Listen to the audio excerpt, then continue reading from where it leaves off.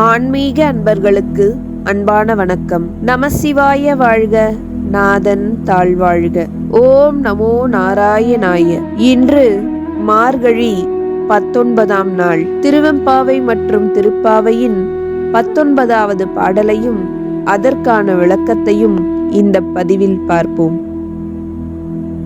உன் கையில் பிள்ளை உனக்கே அடைக்கலம் என்று அங்கு அப்பழம் சொல் புதுக்கும் எம் அச்சத்தால் எங்கள் பெருமான் உனக்கொன்று உரைப்போம் கேள்.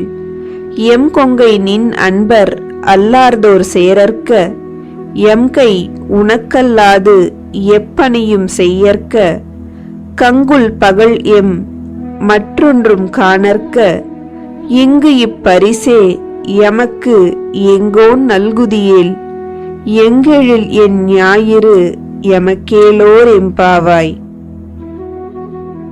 சென்ற பாடலில் இறைவனின் அத்வைத்த நிலையையும் இறைவன் இல்லாத இடம் எங்குமே இல்லை என்பதையும் உணர்த்திய மாணிக்கவாசக பெருமான் இப்பாடலில் உலக உயிர்களான நம்மையெல்லாம் இறைவனிடம் அடைக்கலப் பொருளாய் ஒப்புவித்த பின்னர் தங்கள் மனம், மொழி, மெய் எல்லாவற்றிலும் இறைவனே நிறைந்திருக்க வேண்டும் என்று இறைவனிடம் கேட்கும்படி இப்பாடல் வருகிறது.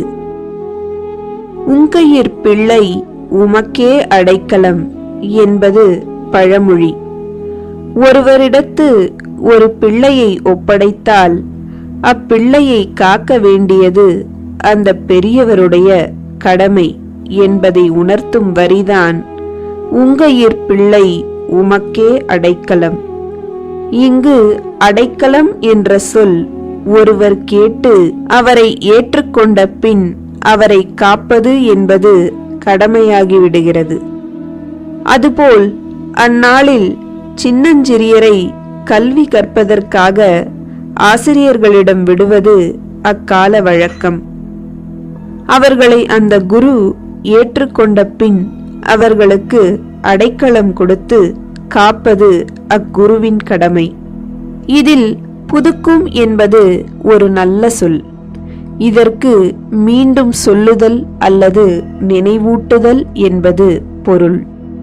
அடைக்கலம் தந்தவர்க்கு அவர் தம் கடமையை நினைவூட்டுவது என்பது கேட்பவருக்கு சினத்தை ஏற்படுத்தலாம்.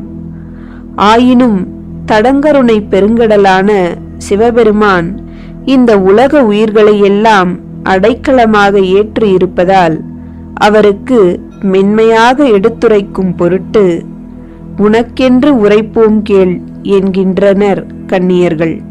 உன் கையில் நாங்கள் உன் பிள்ளைகள், நீதான் எங்களுக்கு அடைக்கலத்தை கொடுக்க வேண்டும் என்று கூறிய கன்னியர்கள் அடுத்த வரியில் எம்பெருமானே, உன்னிடத்தில் நாங்கள் ஒன்று கேட்போம். உன் அடியார்களையே திருமணம் செய்து கொள்ள வேண்டும். என்னுடைய கைகள் உனக்கே தொண்டு செய்ய வேண்டும்.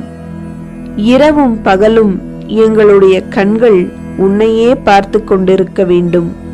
இவ்வாறு எங்களுடைய கோமகனாகிய நீ எங்களுக்கு அருள் செய்தால் எங்களுக்கு அதுவே போதும். சூரியன் எந்த திசையில் உதித்தால் எங்களுக்கென்ன, எங்களுக்கு எந்த கவலையும் இல்லை என்று கூறுகின்றனர் அக்கன்னியர்கள். இப்பாடலின் உட்கருத்து என்னவெனில், வாழ்நாள் முழுவதும் தங்கள் மனம், மொழி, மெய் ஆகியவற்றால் இறைவனையே நினைத்து கொண்டிருக்க வேண்டும் என்பதையே விரும்புவர் என்பதை இப்பாடல் நமக்கு உணர்த்துகிறது. அடுத்து திருப்பாவை 19ஆம் பாடல். அடுத்து திருப்பாவை பாசுரம் 19. குத்து விளக்கெரிய கோட்டுக்கால் கட்டில் மேல் மெத்தென்ற பஞ்சசயனத்தின் மேலேறி கொத்தலர் பூங்குழல் நப்பினை கொங்கை மேல் வைத்து கிடந்த மலர்மார்பா, வாய் திறவாய் மைத்தடம் கண்ணினாய் நீ உன் மணாளனை எத்தனை போதும் துயிலெழ ஒட்டாய்க்கான் எத்தனை ஏலும் பிரிவாற்ற இல்லையால் தத்துவம் அன்று தகவேலோர் எம்பாவாய். குத்து விளக்கு எரிந்து கொண்டிருக்கிறது. உயர்ந்த வகை சிறந்த கட்டிலில் உயர்ந்த வகையை சேர்ந்த மென்மையான பஞ்சு மெத்தையில் படுத்து தூங்கிக் கொண்டிருக்கிறாயே, அடர்ந்த கூந்தலை கொண்ட நப்பின்னையே, எங்களுக்கு உதவி செய்யக்கூடாதா? உன் மலர் மார்பில் நித்தமும் குடிகொண்டிருக்கும் உனது கணவன் கண்ணனை எங்களுக்காக எழுப்பக்கூடாதா? நீ உனது கணவனாகிய கண்ணனை ஒருபோதும் யாருக்காகவும் விட்டு கொடுக்க மாட்டாய் என எங்களுக்கு தெரியும்.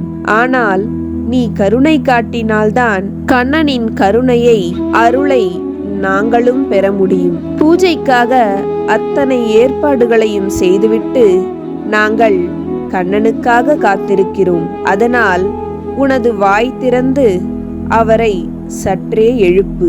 எந்த நேரமும் அவரை பிரிய மனமில்லாமல் இருப்பவள் நீ. ஆனால் எங்களுக்காக நீ சிறிது நேரம் கண்ணனை பிரிந்திருக்கத்தான் வேண்டும்.